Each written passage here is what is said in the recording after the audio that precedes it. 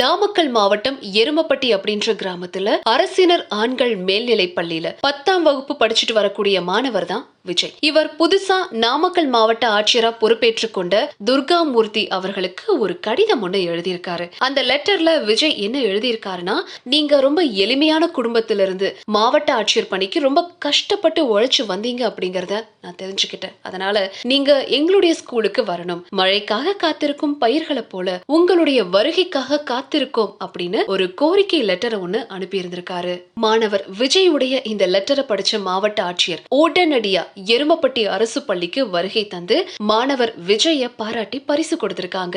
ஆட்சியர் துர்காமூர்த்தி அவர்கள் பொறுப்பேற்ற 2ஆம் நாள் மாணவருடைய கடிதம் கிடைச்சிருக்கு. இந்த நிலையில மாணவர் விஜயின் கோரிக்கையை ஏற்று எருமப்பட்டி பகுதியில நடந்துட்டு வரக்கூடிய வளர்ச்சி திட்ட பணிகளை பத்தி மாவட்ட ஆட்சியர் துர்காமூர்த்தி அவர்கள் ஆய்வு மேற்கொள்ள போயிருக்காங்க.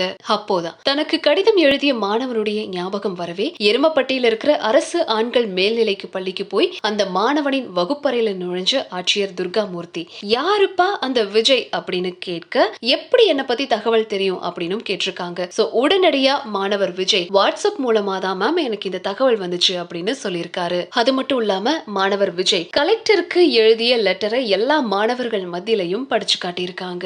அது மட்டும் இல்லாம விஜய்க்கும் கலெக்டருக்கும் நிறைய கான்வர்சேஷன் கூட நடந்திருக்குங்க. சோ விஜய் என்ன கேட்டிருக்காருன்னா, போட்டித் தேர்வுகள் எல்லாம் நீங்க எந்த மொழியில எழுதுனீங்க அப்படின்னு கேட்க, நான் இங்கிலீஷ்ல தான்ப்பா எழுதினேன் அப்படின்னு அவங்க சொல்ல, அதுக்கு மாணவர் விஜய், ஏங்க தமிழ் மொழியில எழுத முடியாதா அப்படின்னு கேள்வி எழுப்பியிருக்காரு. அதுக்கு கலெக்டர் என்ன சொல்லிருக்காங்கன்னா, தாராளமா தமிழ்ல நம்முடைய தாய்மொழியில நீங்க எக்ஸாம்ஸ் எழுதலாம். நிறைய இந்திய ஆட்சி பணியில தேர்வு பெற்றவங்க தன்னுடைய தாய்மொழியில எழுதி இருக்காங்க. அதுலயும் தமிழ்ல எழுதியவங்க அதிகமாவே இருக்காங்க அப்படின்னு சொல்லியிருக்காங்க.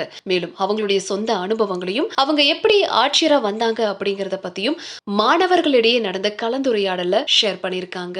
இப்படியான ஒரே ஒரு வாசகத்தால மாவட்ட ஆட்சியருடைய கவனத்தை பெற்ற மாணவர் விஜய பத்தி தான் இப்போ சமூக வலைதளங்கள்ல அதிகமான செய்திகள் வலம் வந்துட்டு இருக்கு.